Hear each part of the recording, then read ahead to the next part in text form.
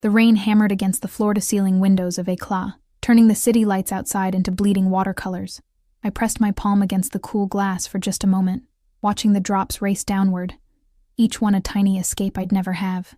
The kitchen bell chimed, sharp, insistent, and I jerked away from my brief respite, smoothing down my black apron with trembling fingers. "Table 7 needs water," Marcus hissed, shoving past me with a tray of champagne flutes that probably cost more than my monthly rent. "And smile, for God's sake. You look like someone died." Someone had died. My dreams, maybe. My hope of ever climbing out of this hole I'd been born into. But Marcus didn't care about that, and neither did the glittering crowd of Manhattan's elite who filled Éclat every Friday night, throwing around money like confetti while I calculated whether I could afford both groceries and electricity this month. I grabbed the crystal pitcher, heavy, elegant, worth more than everything I owned, and made my way through the maze of tables. The restaurant hummed with the particular frequency of wealth, low voices discussing mergers and mistresses, the clink of silverware against bone china, Paolo Conte crooning from hidden speakers about sophisticated melancholy. I was a ghost here, invisible except when someone needed their $40 sparkling water refreshed. Table 7 sat in the back corner, the table we reserved for VIPs who valued privacy over being seen. I'd been avoiding it all night, letting Veronica handle it, but she disappeared for her smoke break and left me to face whatever titan of industry lurked back there. The scent hit me first as I approached. Expensive cologne, something dark and woody with notes of bergamot and danger, not the cloying sweetness most men wore, trying too hard to prove something. This was subtle, confident, the kind of scent that whispered rather than shouted. Then I saw him. He sat with his back to the wall, always the wall, I'd notice later, always positioned to see every entrance, every exit, in a charcoal suit that looked like it had been sewn directly onto his body by Italian tailors, who probably charged more for a consultation than I made in a year. His hair was dark, swept back, silver threading through the temples in that way that made men look distinguished instead of old. He couldn't have been more than 40, but he carried himself with the weight of empires. 2 men flanked the table, standing despite the empty chairs. Security. Their eyes never stopped moving, cataloging threats, measuring distances. One spoke into his wrist, a discreet gesture that sent ice down my spine. I'd seen powerful men before, Éclat catered to them exclusively. But this was different. The air around him seemed compressed, denser, as if gravity itself bent toward him. The other diners gave his table a wide berth without seeming to realize they were doing it, some primal instinct warning them away from apex predators. "Water?" My voice came out smaller than I intended. He didn't look up immediately. He was reading something on his phone, and I watched his jaw tighten, a muscle jumping beneath skin that looked like it had been carved from marble. His hands were broad, masculine, with a single platinum ring on his right hand. No wedding band. And I found myself staring at the way his fingers moved across the screen, controlled and precise. "Leave the picture." His voice was smoke and whiskey, with the barest hint of an accent I couldn't place. Italian, maybe. Or something darker, from streets where romance languages learned to curse. I set the pitcher down, my hands shaking just enough that the water rippled. One of the security guards, the one with the scar bisecting his left eyebrow, watched me with dead eyes, and I knew with sudden certainty that he'd killed people, probably recently. I should have left.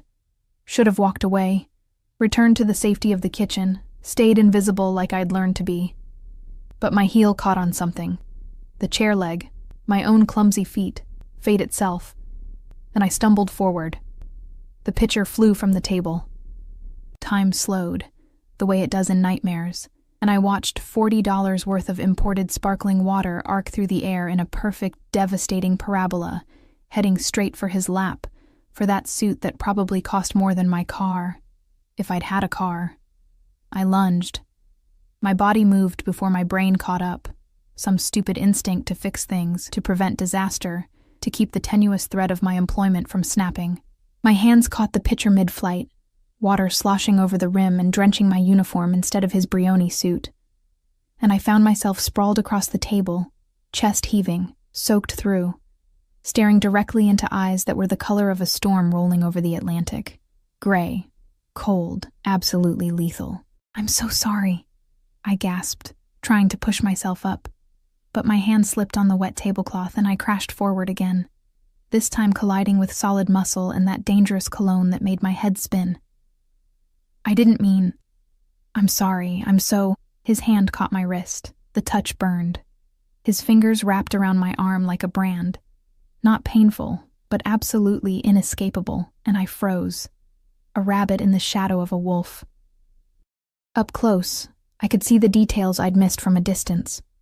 The small scar above his left eyebrow, the shadow of stubble along his jaw, the way his pupils dilated as he looked at me.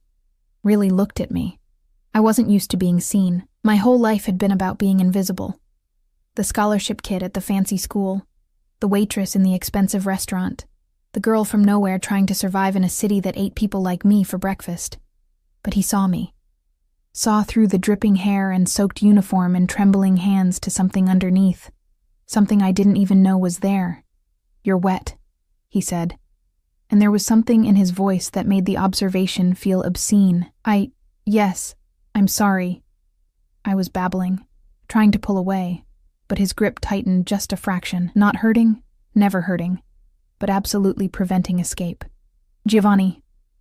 He said it to the scarred guard, not to me, never breaking eye contact. "Get her a towel. And tell Marcus his waitress just saved me from an unfortunate dry cleaning bill." He knew Marcus's name. Why did he know Marcus's name? The guard disappeared, moving with surprising speed for a man his size, and I was left pinned by that gray gaze, by fingers that felt like they were learning the rhythm of my pulse through my skin. "What's your name?"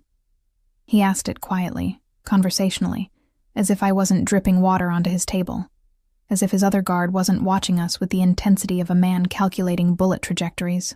"Emma." It came out as a whisper. "Emma Cole. Emma." He repeated it, tasted it, and something in my stomach twisted at the way my name sounded in his mouth. "You have quick reflexes, Emma Cole." "I'm clumsy." The truth escaped before I could stop it. "I'm sorry, I didn't mean to. I should go." "You should stay." It wasn't a suggestion. His thumb moved against my wrist.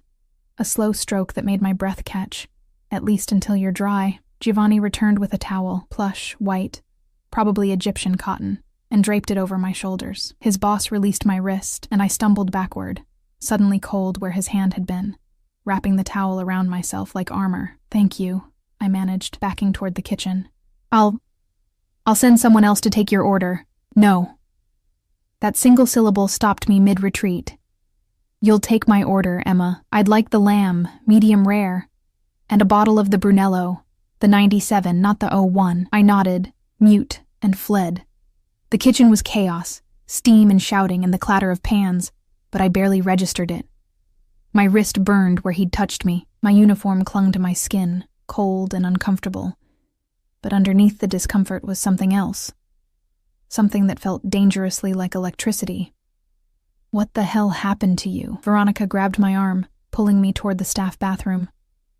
"Marcus is losing his shit out there. You dumped water all over Dante fucking Russo?" The name hit me like a physical blow. Dante Russo. Everyone in New York knew that name, even people like me who tried to stay as far from the underworld as possible. Shipping magnate, the newspapers called him. Philanthropist. Art collector. But there were other words whispered in the kitchens and back alleys, words like enforcer, made man, and the one that made my blood run cold, capo. Mob boss. I'd just thrown myself at a mob boss. "I didn't know," I breathed, leaning against the sink, staring at my reflection in the spotted mirror. My face was flushed, my hair plastered to my skull, my eyes too wide and frightened. "Veronica, doesn't matter what you knew." She thrust a dry uniform at me. "Just matters what you do next. Change, fix your face, and for God's sake, don't spill anything else on him. Men like Dante Russo don't forget, Emma. They collect debts." I changed with shaking hands, listening to Veronica's warnings echo in my ears. Don't look him in the eye. Don't speak unless spoken to. Don't, under any circumstances, draw attention to yourself again. But it was too late for that. When I returned to table 7 with his lamb, perfectly plated, the smell of rosemary and garlic making my empty stomach clench, he was alone. The guards had moved to nearby tables, giving an illusion of privacy while maintaining their lethal vigilance. He looked up as I approached, and that same intensity hit me like a physical force. "Sit," he said, gesturing to the chair across from him. "I can't. I'm working." "Sit, Emma." Softer this time, but no less commanding. "Please." The please undid me. I sat, perching on the edge of the chair like a bird ready to fly. The empty tray clutched against my chest like a shield. He cut into his lamb, the knife moving through the meat with surgical precision, and took a bite. Chewed. Swallowed, all while watching me with those storm-gray eyes that seemed to see through skin and bone to the terrified thing underneath. "You're afraid of me," he observed. "No," I lied. His lips curved, not quite a smile, but close. "You're a terrible liar, Emma Cole. It's refreshing. I should go. How long have you worked here?" The question threw me. 8 months. And before that? Why does it matter? Humor me? He took a sip of wine, and I watched his throat work, that single swallow somehow more intimate than anything I'd ever witnessed. "I'm curious about the girl who throws herself across tables to save my suit." "I was in school," I admitted. The words pulled from me against my will. "Columbia. But I had to drop out after my dad got sick. Medical bills. I was saying too much, revealing too much, but something about his attention made me want to confess every secret I'd ever held." "Your father?" "Dead. 6 months ago." The word tasted like ash. Something flickered in his expression. Recognition, maybe, or sympathy. Though I doubted men like him did sympathy. "And your mother?" "She left when I was 12, so it's just me now. Just you," he repeated. And the way he said it made it sound like both a tragedy and an opportunity. He set down his fork, folded his hands, those broad, dangerous hands, on the table. "I'd like to help you, Emma." Warning bells screamed in my head. "I don't need help. Everyone needs help." He reached into his jacket, both guards tensed, hands moving toward concealed weapons before they realized he was just retrieving his wallet, and pulled out a business card, heavy stock, black with silver lettering, a phone number, nothing else. "Call me when you realize that. I can't." "You can." He stood, and I scrambled to my feet, my head barely reaching his shoulder. Up close, he was enormous. Not fat, but solid, built like men who understood violence intimately. "And you will, Emma Cole. Because despite your terrible instincts for self-preservation, you're smart enough to know that opportunities like this don't come twice." He placed the card on the table between us, then did something that stopped my heart. He lifted my hand, the same wrist he'd caught earlier, and pressed his lips to my pulse point. The kiss burned. It was brief, barely there, but I felt it in every nerve ending, felt it race through my bloodstream like poison or salvation. "Until we meet again," he murmured against my skin, and then he was gone, the guards falling into formation around him, the restaurant parting before them like the Red Sea before Moses. I stood there, frozen, staring at the black card on the table, at the ghost of his touch on my wrist, at the half-eaten lamb that represented more protein than I had consumed in a week. Marcus appeared at my elbow, his face purple with rage. "What the hell did you say to him? He left a $5,000 tip, Emma. 5,000 for a goddamn lamb chop. What did you—" But I wasn't listening. I was staring at that card, at the promise and threat it represented, knowing with absolute certainty that picking it up would change everything. I picked it up. Outside, I heard the sound of a car engine. Powerful, expensive, the kind that purred rather than roared. And I moved to the window just in time to see a black Mercedes with tinted windows pull away from the curb, flanked by 2 identical SUVs. My reflection stared back at me from the glass, pale and frightened, with a business card clutched in trembling fingers, and a mark on her wrist that felt like a brand. I should throw it away, I told myself. Should forget this ever happened, go back to my invisible life, stay safe in my poverty and anonymity. But that night, lying in my studio apartment with the heat barely working and the neighbors screaming through paper-thin walls, I pulled out the card and stared at those silver numbers until they burned into my retinas. What kind of man kisses a stranger's wrist and leaves $5,000 for causing him no damage at all? What kind of man looks at a drowned rat of a waitress and sees something worth pursuing? And why, despite every survival instinct I'd honed over 24 years of struggle? Did I want so desperately to call that number and find out? I didn't call. For 3 days, I carried that card in my apron pocket, felt it burning against my hip through every shift, every degrading interaction with customers who snapped their fingers at me like I was a trained dog. The numbers haunted me. When I closed my eyes, I saw them printed on the inside of my eyelids in silver that glowed like moonlight. Tuesday morning, my landlord knocked on my door at 6 a.m., his fist pounding hard enough to rattle the cheap frame. I knew what he wanted before I opened it. Mr. Kowalski had kind eyes once, before his wife died, and the city hardened him into something sharp and mean.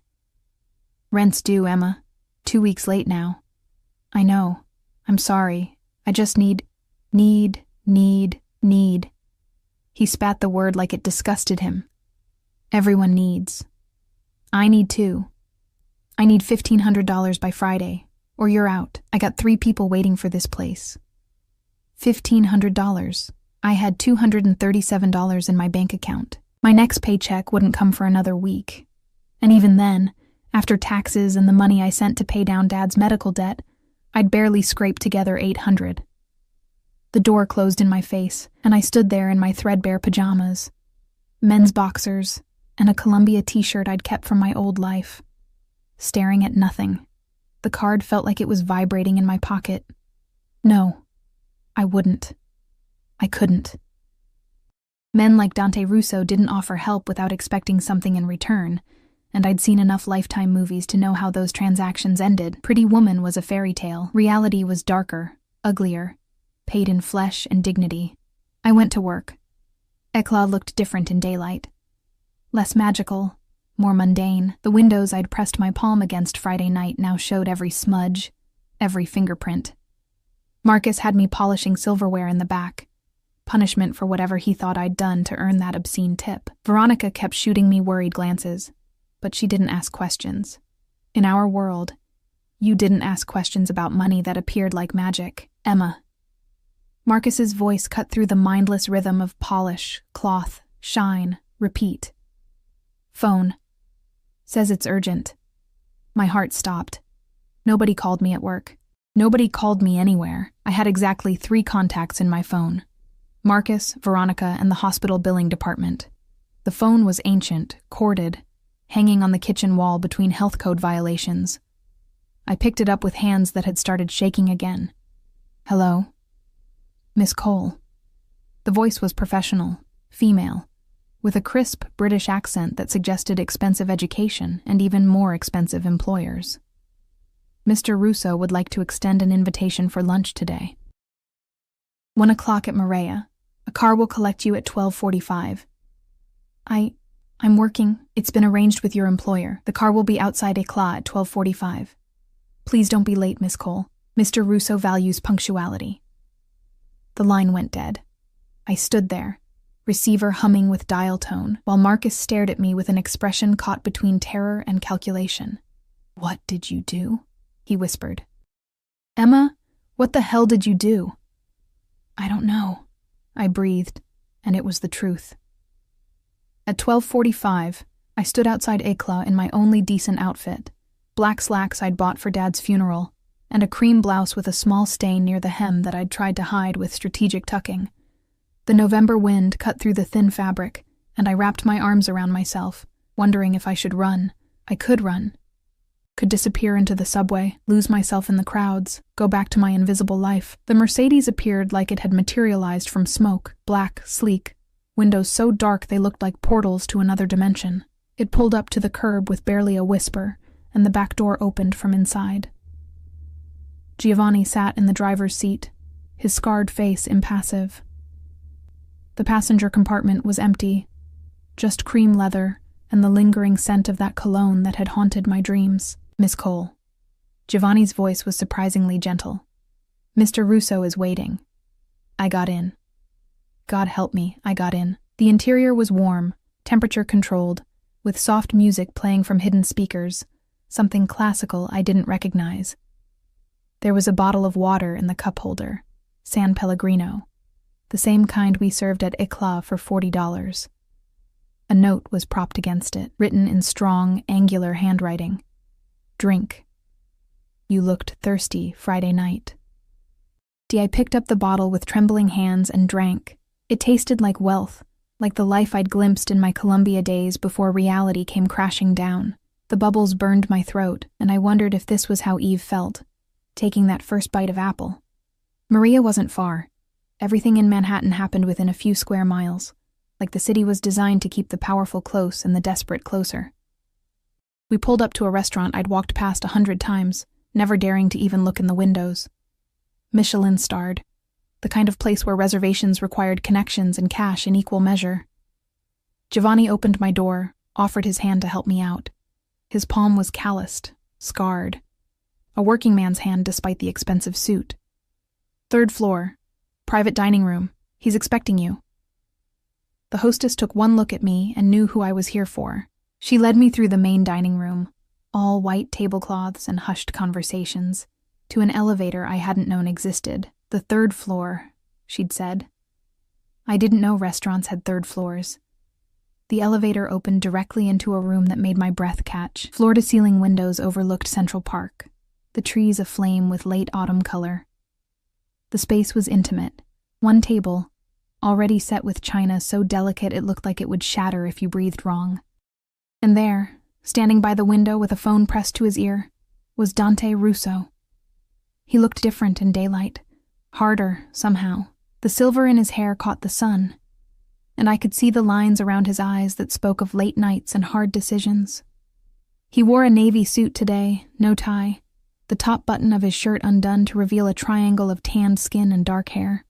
He turned as the elevator closed behind me, ending his call with a single word in Italian that sounded like a command. Those storm-gray eyes found mine, and I watched something like satisfaction flicker across his face. Emma. He said my name like it was something precious. You came. Did I have a choice? The words escaped before I could stop them, sharp with the fear I'd been swallowing since Friday. His smile was slow, dangerous. There's always a choice. You could have run. Could have called the police, reported me for harassment, could have changed your number, moved apartments, disappeared into the city's cracks. He moved toward me, each step deliberate, predatory. But you didn't. You got in the car, you came upstairs. You chose this, Emma Cole. I don't even know what this is. Then let me explain. He pulled out a chair, the one facing the view, of course, while he took the seat with his back to the wall, the position that let him see the door, the windows, every possible threat. Sit, eat, and listen. I sat because my legs wouldn't hold me anymore. A waiter appeared. Where had he come from? With plates of food I couldn't name. Crudo something, with citrus and olive oil that smelled like the Mediterranean coast I'd never seen. Dante watched me, waiting, until I picked up my fork with shaking hands and took a bite. It exploded on my tongue. Salt, acid, fat. All in perfect balance. I'd forgotten food could taste like this, like something other than fuel to keep my body moving through the motions of survival. Your landlord, Dante said, cutting into his own fish with precise movements, is threatening eviction, $1,500 by Friday. The fork clattered from my hand. How do you... I know everything about you, Emma. He said it casually, like he was commenting on the weather. Your father was Thomas Cole, insurance adjuster, died of pancreatic cancer after a 6-month battle that bankrupted what little you had. Your mother is Rebecca Cole, née Martinez, currently living in Phoenix with her second husband and his 3 children. She sends you $50 every Christmas and doesn't call on your birthday.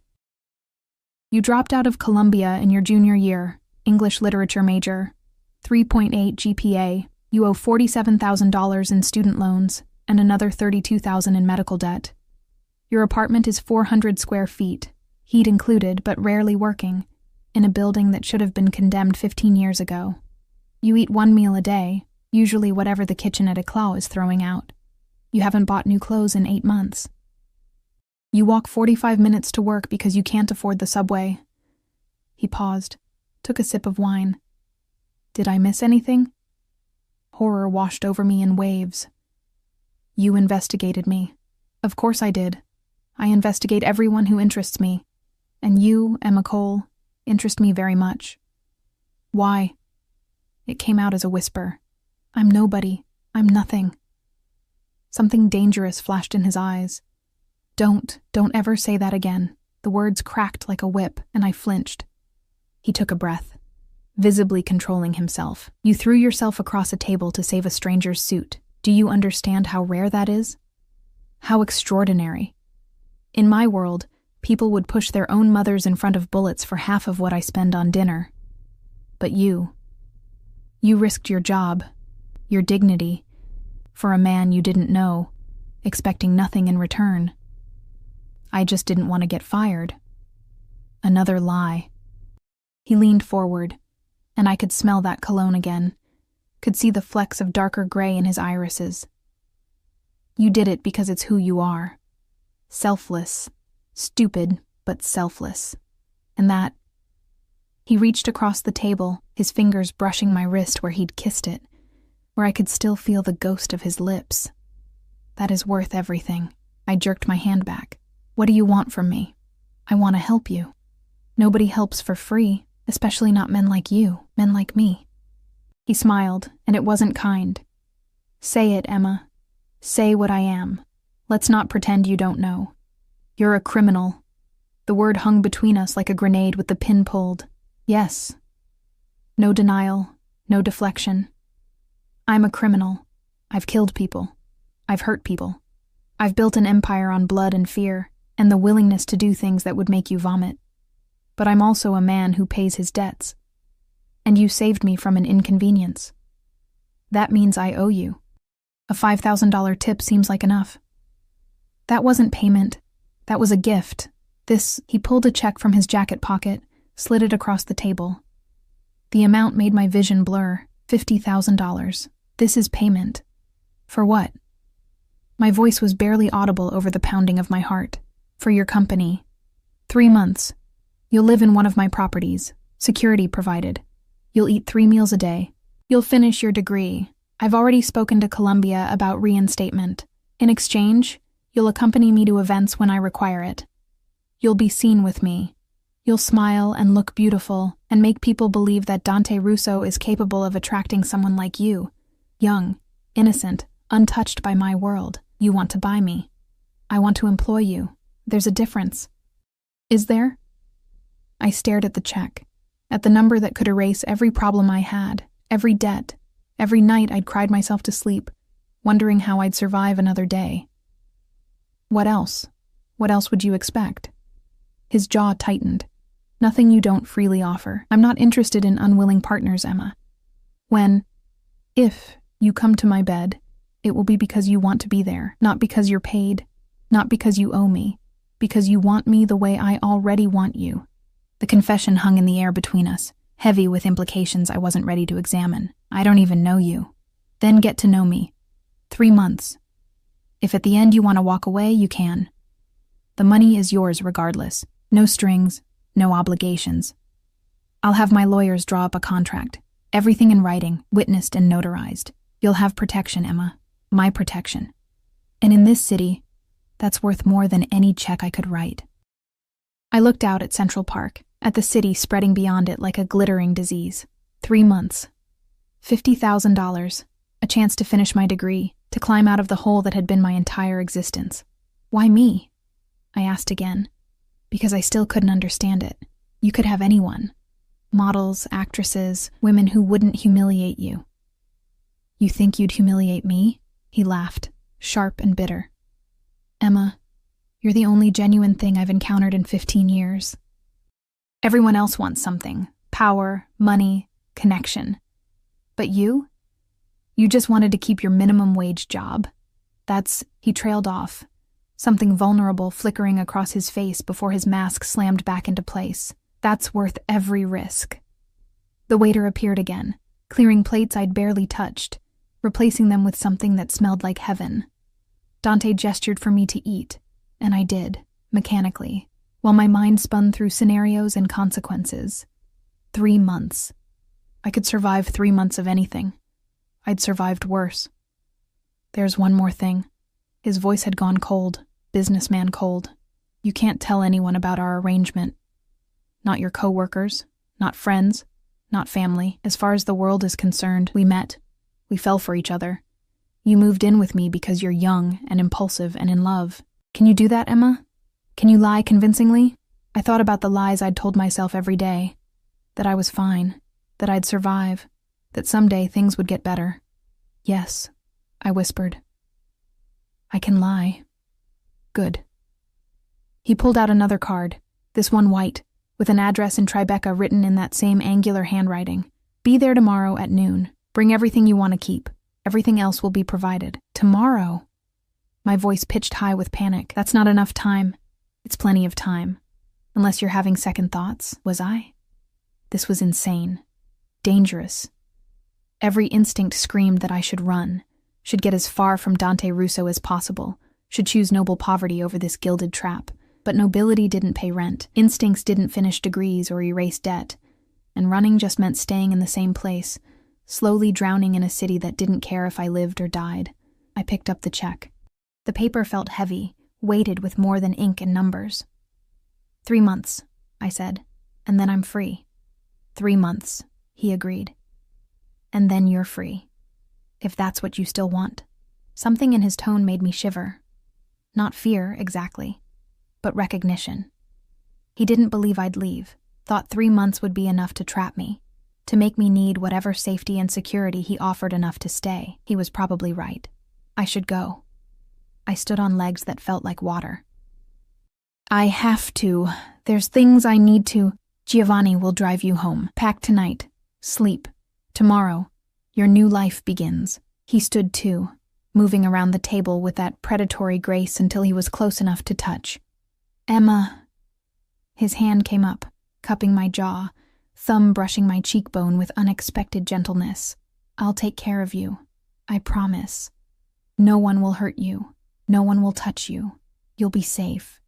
"Safe," I repeated, the word foreign in my mouth. When had I last felt safe? He bent, slowly, giving me time to pull away. I didn't. His lips brushed my forehead, chaste, almost paternal, except for the way his breath stuttered when he touched me. "Until tomorrow, tesoro." The elevator doors closed on his face, on those gray eyes that promised salvation and damnation in equal measure, and I slumped against the wall, the check clutched in my shaking hand. What had I just agreed to? I didn't sleep. How could I? I sat on my lumpy mattress, the same one I'd dragged from a curb 3 years ago, stained and broken but free, and stared at my life reduced to what I could carry. It fit in 2 garbage bags and a backpack. 24 years of existence, and I could move it all in a single subway trip. Except I wouldn't be taking the subway anymore. At 11:45 the next morning, I stood on the curb outside my building, former building, with Mr. Kowalski glaring at me from his first-floor window. I'd paid him the rent I owed, in cash, bills I'd gotten from the bank after depositing that impossible check. The teller had looked at me like I'd robbed someone, had called her manager, had verified the funds 3 times before finally, reluctantly, giving me access to money I still couldn't quite believe was mine. The Mercedes appeared exactly at noon. Giovanni emerged, took my pathetic bags without comment or judgment, loaded them into the trunk with the same care he'd probably used transporting bodies. I wondered if he had transported bodies, if those scarred hands had done things that would haunt my nightmares. "Miss Cole." He opened the back door, and I climbed in, leaving behind the only home I'd known since Dad died. The drive to Tribeca took 20 minutes through Manhattan traffic that parted before us like we were royalty. Or like people recognized the car, knew what it meant, knew to get out of the way. We pulled up to a building I'd walked past before, one of those converted warehouses with floor-to-ceiling windows and doormen in uniforms that cost more than my monthly salary. Had cost. Past tense. Because I didn't have a salary anymore. I had an arrangement. Giovanni led me through a lobby that belonged in a museum. Marble floors, modern art I didn't understand.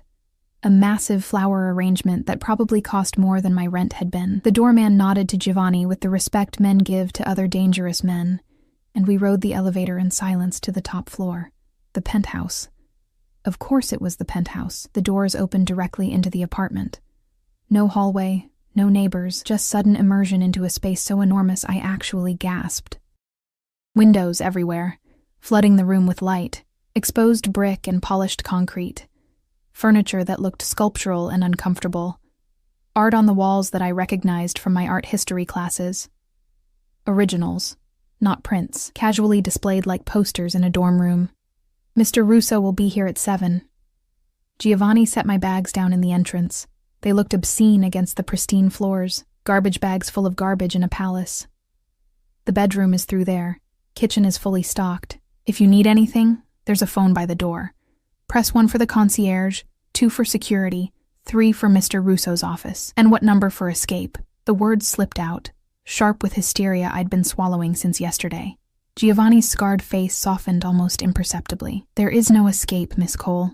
Not anymore. But if there's any consolation, this is the most beautiful prison in New York. He left, and I was alone.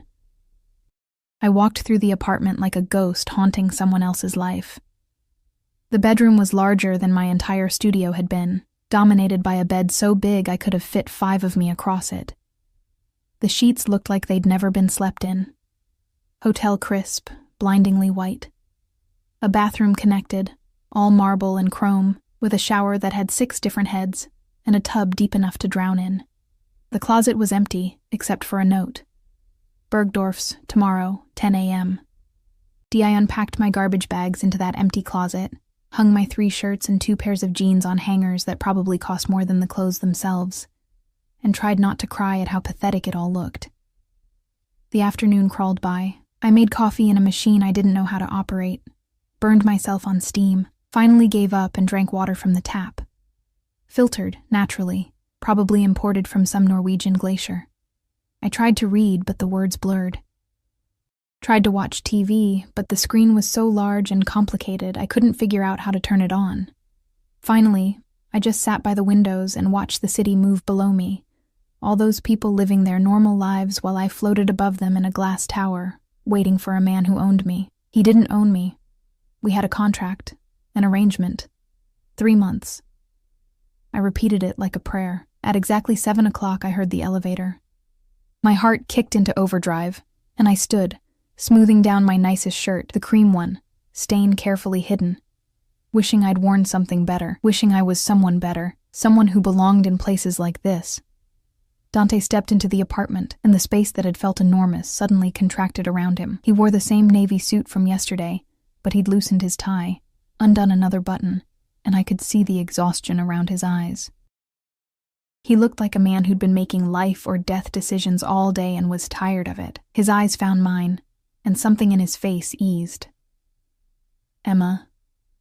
Just my name, but the way he said it made me feel like I was something good at the end of a bad day. You came. I said I would. People say many things. They rarely follow through. He shrugged out of his jacket, draped it over a chair with the carelessness of someone who had a dozen identical ones. Have you eaten? I'm not hungry. A lie. I was starving. But eating felt like accepting this, like admitting I was here by choice rather than necessity. His eyes narrowed. You haven't eaten since yesterday at Maria. Don't lie to me, Emma. I'll know. How? Because I see you. He moved closer, and I forced myself not to retreat. Really see you. The way you press your hand against your stomach when it growls. The way you look at food like you're calculating if you deserve it. You've been hungry so long you've forgotten what satisfaction feels like. Tears burned behind my eyes. I blinked them back. I'm fine. You're not. But you will be. He pulled out his phone, typed something. Dinner will be here in 30 minutes. Go change. There's something on your bed. I didn't see. Look again. I went to the bedroom because arguing felt like more effort than I could manage. On the bed, laid out like an offering, was a dress. Simple, black, but clearly expensive, the kind of expensive I could recognize even without checking the label. Beside it, shoes. My size.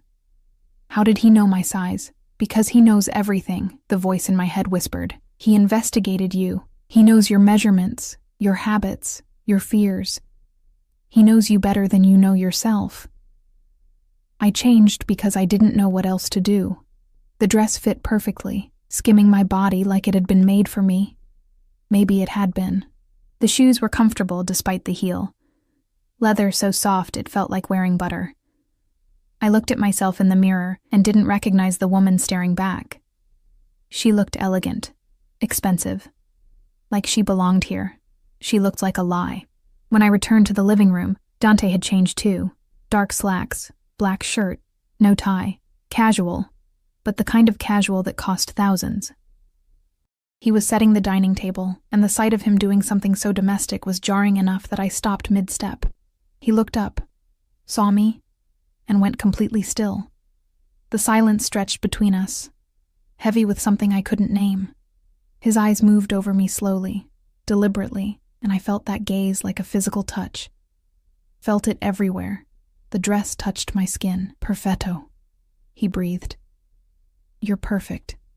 It's just a dress. It's not the dress. He crossed to me, and this time I did retreat, but he followed, patient and relentless, until my back hit the window and there was nowhere left to go. It's you, Emma. You could wear rags and still be the most beautiful thing I've ever seen. You barely know me. I know enough. His hand came up, fingers tangling in my hair. I'd left it down, hadn't known what else to do with it, and he tugged gently, tilting my face up to his. I know you're brave and selfless and so desperate to survive you'd make a deal with the devil himself. I know you're terrified right now, but too proud to show it. I know you haven't been touched gently in so long you've forgotten what it feels like. His thumb brushed my lower lip and I trembled. I know I want to teach you again. This isn't part of the arrangement, but my voice shook, betraying me. No, it's not. This is separate. This is choice, Emma. Yours and mine. I told you. I don't want unwilling partners. If I kiss you right now, if I push this further, it's because you want it too. So tell me. He leaned in, close enough that I could feel his breath against my lips. Do you want it? Yes. God, yes. I wanted to forget everything. The fear, the debt, the desperation that had brought me here. Wanted to lose myself in the promise of his touch, in the safety his presence seemed to guarantee, even as every logical part of my brain screamed warnings. I don't know. That's not a no. His lips brushed the corner of my mouth, featherlight, testing. Tell me no, Emma. Say it, and I'll step back. We'll eat dinner like civilized people. We'll maintain professional distance. I'll be the perfect gentleman. And if I don't say no, then I'll kiss you until you forget every reason you think this is a bad idea. And then I'll feed you, because you need to eat. And then I'll send you to bed, alone, because despite what you think of me, I'm not a monster. I can wait. The elevator dinged, dinner arriving. Dante stepped back, the spell breaking, and I sagged against the window, my legs barely holding me. He paid the delivery person. I heard the murmur of voices, the rustle of bags, and when he returned, his mask was back in place, professional, distant, like the moment against the window had never happened. We ate at the dining table, Chinese food from a place I'd never heard of, served in real dishes because apparently even takeout got the royal treatment here. He asked me questions, safe questions about my degree, my favorite books, my plans for the future. I answered carefully, aware that every word was being catalogued, analyzed, used to build a profile he'd exploit later. But slowly, against my will, I relaxed. He was funny when he wanted to be, self-deprecating about his lack of formal education, clearly well-read, despite never having gone to college. He talked about art like it mattered, about books like they were friends, and I found myself forgetting, briefly, who and what he was. Until his phone rang. The change was instantaneous. His face went hard, carved from stone, and he answered in Italian, his voice dropping to a register that raised every hair on my body. I didn't understand the words, but I understood the tone. Threat.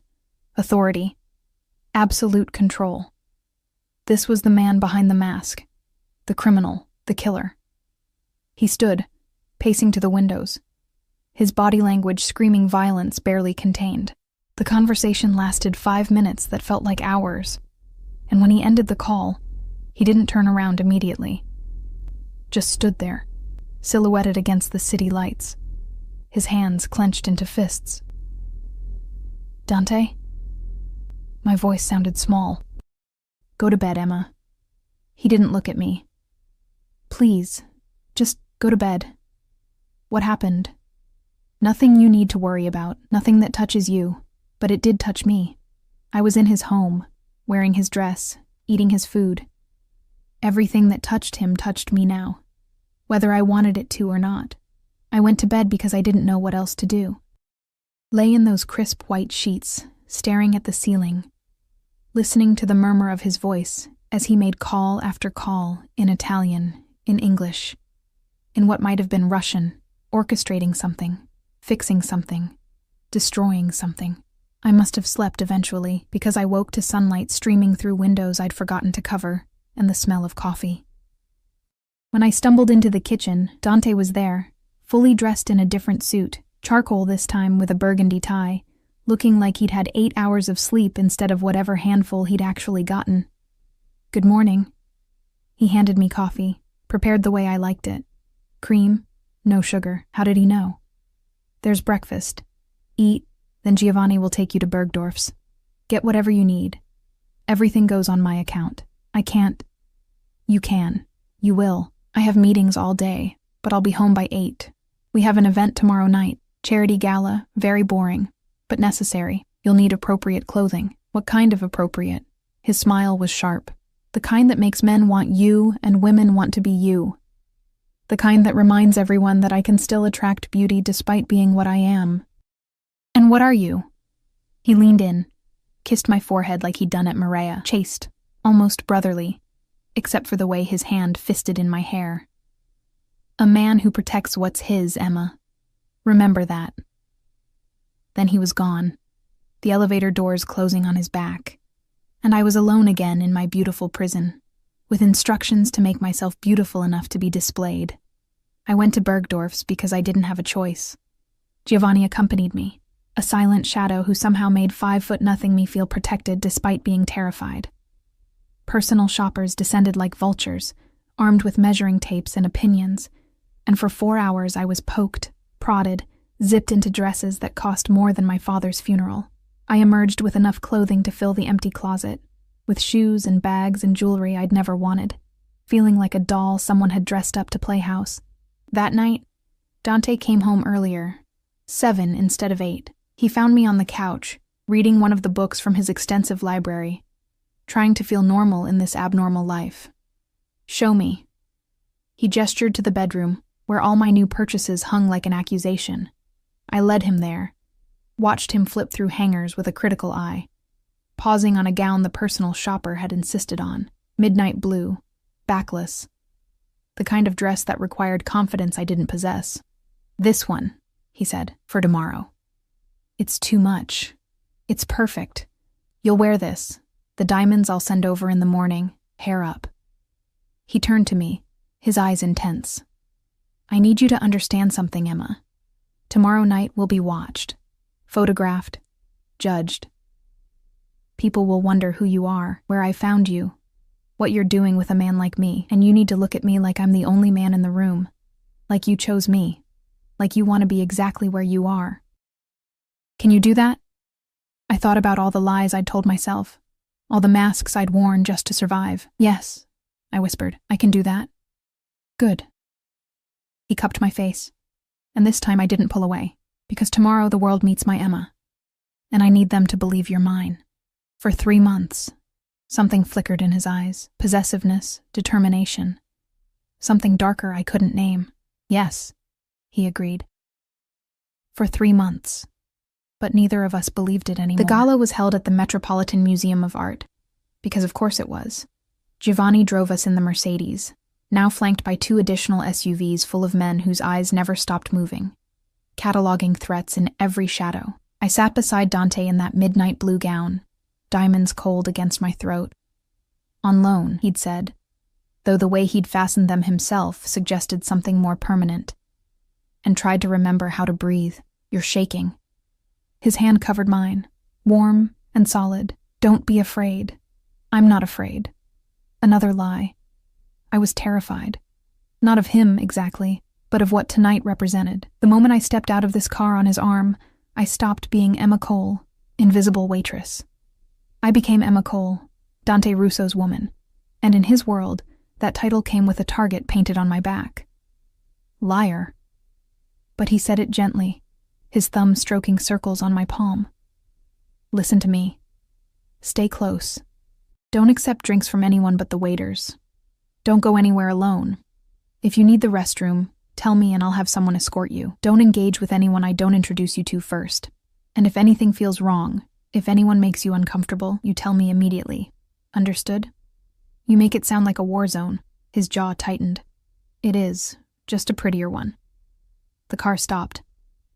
Through the tinted windows, I could see the red carpet, the photographers, the glittering crowd of Manhattan's elite climbing the museum steps like pilgrims approaching a temple. My stomach twisted. Emma. He turned me to face him, his hands framing my face with unexpected tenderness. You are the most beautiful woman here tonight. Not because of the dress or the diamonds or anything I bought you, because of who you are underneath all of it. Remember that. And remember, you're with me. That means you're untouchable. Then Giovanni opened the door, and suddenly we were in it. The flash of cameras, the shouts of photographers, the crushing attention of 1,000 eyes. Dante emerged first, buttoning his tuxedo jacket with practiced ease, and then extended his hand to me. I took it, stepped out into the glare, and the world exploded with light. Mr. Russo, who's your date? Dante, over here. Sir, can we get a name? Dante's hand settled on the small of my bare back, scorching against my skin, guiding me up the steps with the confidence of a man who owned everything he touched. He didn't answer the photographers, didn't acknowledge their existence, but I felt the weight of their attention like a physical thing. Felt it dissecting me, judging, finding me wanting.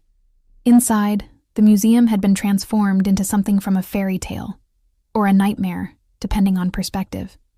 Crystal chandeliers, ice sculptures, champagne flowing like water, women dripped with jewels that could fund small countries, men wore tuxedos that cost more than cars, and everyone was watching us. Dante.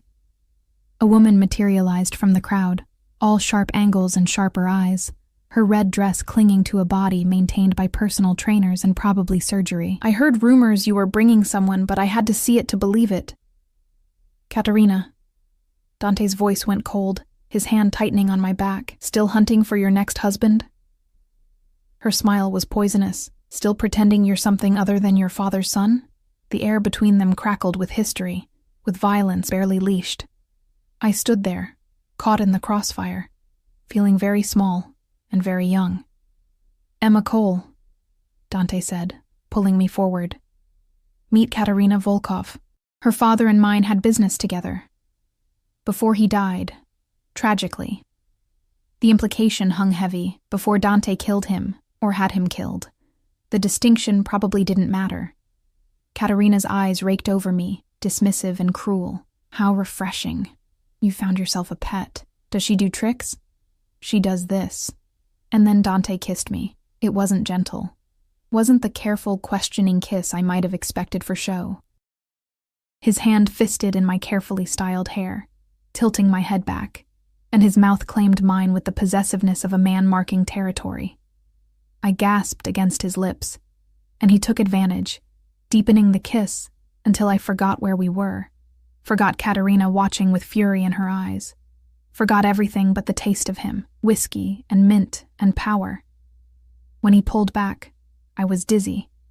My lipstick certainly ruined, my careful composure shattered. "Excuse us," he said to Katerina, his voice rough. "We have people to see." He led me away, his hand still burning against my back, and I heard Katerina's laugh following us, bitter, knowing. Around us, conversation had paused, then resumed with increased intensity. Everyone had seen. Everyone knew. By tomorrow, my face would be plastered across page 6, speculation running wild about who I was, and how I'd caught the attention of one of New York's most dangerous men. "I'm sorry." Dante steered me toward a quieter corner, away from the crowd. "I shouldn't have. That was inappropriate. It was for show." My voice sounded strange, distant. Was it? His eyes searched mine, intense and hungry. I'm not sure anymore. Before I could respond, another man approached, older, distinguished, with the kind of silver hair that suggested wisdom rather than age. Dante, didn't expect to see you here. Thought you avoided Castellano events. Dante's entire body went rigid.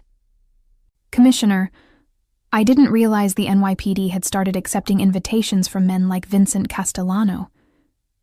The commissioner, because of course he was police, of course Dante knew him, smiled thinly. Vincent's donated enough to the children's hospital to buy absolution for any number of sins. Unlike some people who think they can simply intimidate their way into heaven. I'm not interested in heaven. Dante's voice dropped to that dangerous register I'd heard on the phone. And you'd do well to remember that next time you're accepting donations from men whose hands are as dirty as mine. Is that a threat? It's a fact. Now, if you'll excuse us, I have better things to do than discuss theology with corrupt cops. He pulled me away before the commissioner could respond, his grip tight enough to bruise. Around us, I felt the shift in atmosphere, people moving away, creating distance, recognizing danger when they saw it. Dante. I had to almost run to keep up with his long strides. You need to calm down. Don't tell me what I need. But he stopped, took a breath, forced his shoulders to relax. I'm sorry. These events, they're necessary evils. Everyone pretending we're civilized, when we all know what we really are. And what are you? I asked. Even though I was afraid of the answer, he looked at me. Really looked at me, and I saw something raw in his expression. I'm a man who's done terrible things for what he thought were good reasons. I'm my father's son, even though I killed him for what he did to my mother. I'm the monster parents warn their children about. And I'm also... He stopped, his hand coming up to cup my face. I'm also a man who's starting to think you might be the best thing that's ever happened to me. My heart stuttered. That's the champagne talking. I haven't had any champagne. I never drink at these events. Need to stay sharp in case someone decides tonight's the night to make a move. He said it casually, like assassination attempts were just another Tuesday. You really think someone would try to kill you here, surrounded by all these people? His smile was grim. These people would sell tickets to watch. Half of them want me dead. The other half are waiting to see who'll kill me so they can make their allegiances accordingly. Then why come? Because absence is noticed. Weakness is exploited, and I needed to show you off. Needed everyone to see that Dante Russo can still attract beauty, still has something worth living for beyond power and money. His thumb brushed my cheekbone. Needed them to see what I'd burn the world for, if they dared to touch it. A waiter passed, and Dante snagged 2 glasses of champagne, handing me one. Drink. It'll help. I drank, the bubbles sharp against my tongue, and watched him watch the room. His eyes never stopped moving, categorizing, assessing. Who stood too close? Who watched too intently? Who had their hand in their jacket pocket for too long?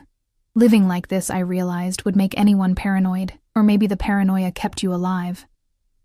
There's someone I want you to meet. He guided me through the crowd toward a man who stood apart, surrounded by a small circle of obvious security, younger than Dante, maybe 35, with dark hair and darker eyes, and a scar running from his temple to his jaw. Marco. Dante nodded, a gesture of respect I hadn't seen him give anyone else. Didn't think you'd make it. Had to see if the rumors were true. Dante Russo, domesticated. Marco's eyes found mine, assessing but not unkind. She's prettier than the photo. What photo? I asked. Then realized, of course there were photos. Dante had investigated me, probably had surveillance on me even now. The one from your Columbia ID. You looked miserable.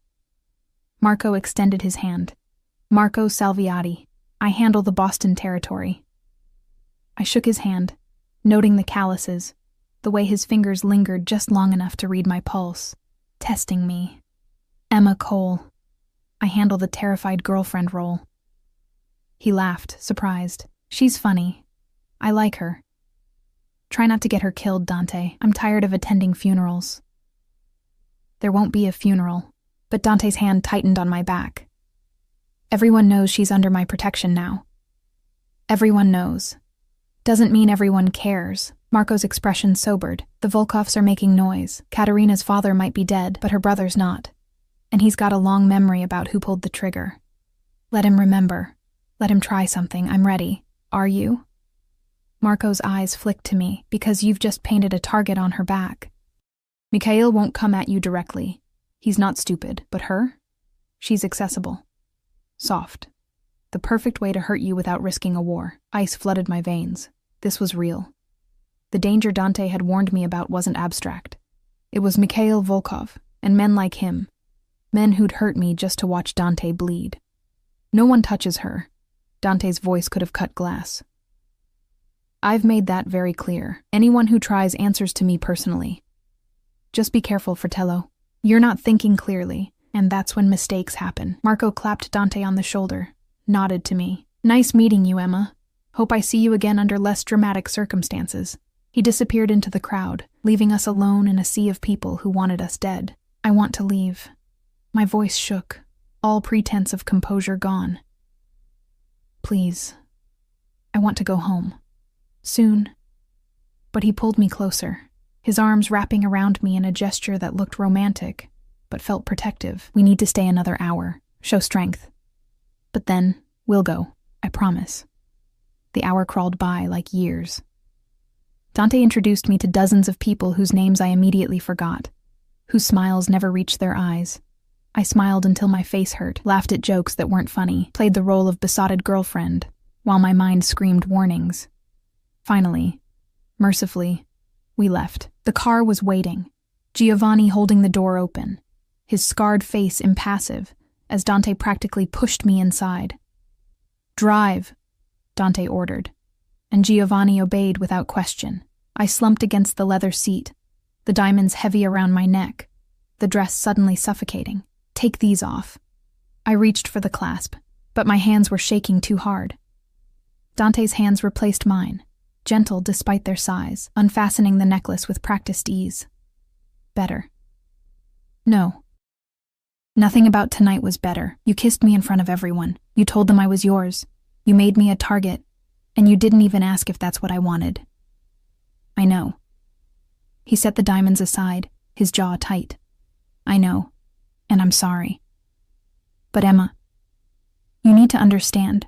The moment you agreed to this arrangement, you became a target. The kiss just made it official. Now everyone knows that hurting you means war with me. It's protection, not a threat. It feels like both. It is both. He pulled me against him, and I went, too exhausted to resist. This is what my life is. Constant calculation, constant threat. And I've brought you into it, made you part of it.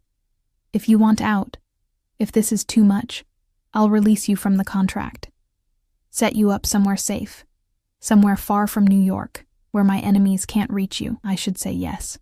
Should run as far and fast as possible from this beautiful, terrible man and his world of violence. But where would I go? Back to poverty? Back to invisibility? Back to slowly drowning in a city that didn't care if I lived or died? At least here someone cared, even if his caring came wrapped in danger and diamonds. No, I whispered against his chest. I'm staying. For the 3 months. I gave you my word. His arms tightened around me, and I felt him exhale, tension releasing. Okay, then we do this right. Tomorrow you start self-defense training. Marco's wife, Isabella, will teach you. You'll learn to shoot, to fight, to protect yourself when I can't be there. You'll have security everywhere you go, Giovanni during the day, others at night. You'll check in every 2 hours when we're apart. And you'll never, ever go anywhere alone. That sounds like prison. That sounds like staying alive. He tilted my face up, his eyes fierce. I won't lose you, Emma. I can't. Do you understand? I've only known you 3 days, and already the thought of something happening to you makes me want to burn the world down. So yes, it's prison. But it's a prison where you wake up every morning. That's the trade. I looked at him. This man who killed his own father, who terrified commissioners and made criminals bow, who held me like I was something precious and breakable, and realized I was in far more danger than I'd understood. Not from his enemies, from him. From the way he looked at me, from the way I was starting to look back. Okay, I breathed. Okay, we'll do it your way. He kissed me again, softer this time, a promise rather than possession. And I kissed him back, crossing a line I'd sworn I wouldn't cross, making a choice I knew I'd regret. But God, in that moment, with his arms around me and the city lights blurring past the windows, it felt like the only choice that mattered. The weeks that followed blurred together in a strange rhythm of normalcy and chaos. I started classes at Columbia. Dante had made good on his promise, pulling whatever strings necessary to get me reinstated mid-semester. I studied in the penthouse while he worked, Giovanni driving me to campus and back, always watching, always present. Isabella taught me to shoot at a private range in Queens, her patience infinite as I learned to handle weapons I'd never imagined touching. My hands stopped shaking when I held a gun. That should have terrified me. Instead, it felt like power. Dante and I fell into a routine. He'd come home, always between 7 and 8, unless something urgent pulled him away, and we'd eat dinner together, talk about my classes, his day, carefully avoiding the details of what his business meetings actually entailed. He never touched me beyond casual affection, never pushed for more than I offered, though I felt the restraint in every look, every accidental brush of fingers. I was falling for him. God help me. I was falling for a man who'd probably killed more people than I'd ever met. It was week 5 when everything changed. I'd stayed late at the library, buried in research for a paper on Victorian literature, and lost track of time. My phone had died. I'd forgotten to charge it. Stupid. So stupid. And by the time I emerged into the November darkness, it was past 9. Giovanni was waiting, his face carved from stone, and I knew immediately something was wrong. Mr. Russo has been calling. His voice was tight. For 2 hours. He thinks you're dead. Guilt crashed over me. I'm sorry, my phone. Get in the car. Now. The drive back to Tribeca was silent, tense. Giovanni's knuckles were white on the steering wheel, and I realized he'd been afraid too. Afraid of having to tell Dante he'd lost me. Afraid of whatever punishment would follow. We pulled up to the building, and Dante was there, standing on the sidewalk in just his shirt and slacks. No jacket, despite the cold, his hair disheveled like he'd been running his hands through it. When he saw me, relief and fury warred across his face. He wrenched open the car door before Giovanni could, pulled me out with hands that shook. Where the hell were you? Library. My phone died. I didn't realize. 2 hours, Emma. 2 hours of not knowing if you were alive or dead, if Mikhail had grabbed you, if I'd find you in pieces. His voice cracked, and he crushed me against his chest, his heart pounding against my ear. Don't ever do that again. Don't ever make me think I've lost you. I'm sorry. I wrapped my arms around him, feeling him tremble. I'm so sorry. He held me there on the sidewalk, oblivious to the cold, to Giovanni waiting patiently, to the doorman pretending not to watch. When he finally released me, his eyes were raw with emotion I'd never seen before. I can't do this anymore, he said roughly. Can't pretend this is just an arrangement, just business. Emma, He stopped, jaw working. I need you to understand something. What I feel for you isn't rational. It's not safe or healthy or anything good men feel. It's obsession, possession. The kind of feeling that makes men do terrible things, and I'm trying so hard to be better than my father, to not cage you the way he caged my mother. But every time you're out of my sight, I imagine 1,000 ways to lose you. And it makes me want to lock you away where nothing can ever touch you. That's insane, I whispered. I know it's insane. That's why I need you to tell me now. Do you feel anything for me? Anything real? Or is this still just a transaction? 3 months until you're free. I should lie. Should protect myself, keep the distance necessary to survive this. But looking at him, this powerful, dangerous man reduced to vulnerability by the thought of losing me, I couldn't. It stopped being a transaction weeks ago, I admitted. Maybe it never was. Maybe from the moment you caught my wrist in that restaurant, I was already lost. He kissed me then, desperate and claiming, and I kissed him back with everything I'd been holding in. His hands were everywhere, my hair, my face, my waist, pulling me closer like he could absorb me into his skin. When we finally broke apart, both breathless, he rested his forehead against mine. Come upstairs. he murmured. "Let me show you what you mean to me. Let me worship you the way you deserve." I should have been nervous, should have hesitated, but I'd been waiting for this, wanting this, since that first electric touch. "Yes," I breathed. "Yes." The elevator ride felt endless. He kept touching me, gentle, reverent touches that promised more. When we reached the penthouse, he led me to the bedroom, and this time when I saw that massive bed, I didn't feel lost. I felt claimed. He undressed me slowly, each revealed inch of skin receiving attention, kisses, touches, whispered words in Italian I didn't understand, but felt in my bones. When I was bare before him, he looked at me like I was art, like I was everything beautiful he'd never dared hope for. "Perfect," he murmured, laying me back against those white sheets. "You're perfect, tesoro." I reached for him, pulling him down, and he came willingly, covering my body with his. The weight of him felt right, safe, despite the danger he represented. He made love to me like he fought, completely, intensely, holding nothing back. And I shattered in his arms, crying out his name like a prayer. After, he held me close, my head on his chest, his fingers tracing patterns on my bare shoulder. "I love you," he said into the darkness. "I know it's too soon, too much, but I do. I love you, Emma Cole." "I love you too," I whispered back, and felt him exhale like I'd given him absolution. We fell asleep tangled together, and for the first time since my father died, I felt safe. The gunshot woke me. One moment I was dreaming, warm and content in Dante's arms. The next, he was throwing me to the floor, his body covering mine, shouting orders I couldn't process through the ringing in my ears. More gunshots. Glass shattering. Dante's weight disappeared, and I heard him returning fire. The sound deafening in the enclosed space. I crawled toward the bathroom, my training kicking in. Find cover, stay low, survive. But something grabbed my ankle. A man. Not Dante. Not Giovanni. A stranger with dead eyes and a gun, dragging me backward. I screamed, kicked, remembered Isabella's lessons and twisted, bringing my heel up into his face, bone crunched. He howled, his grip loosening, and I scrambled away. Dante appeared, his face a mask of rage, and shot the man twice, chest and head, efficient and brutal. The body dropped. "Emma." He pulled me up, checking me for injuries with shaking hands. "Are you hurt? Did he—" "I'm fine. What's happening?" "Mikhail. He's making his move."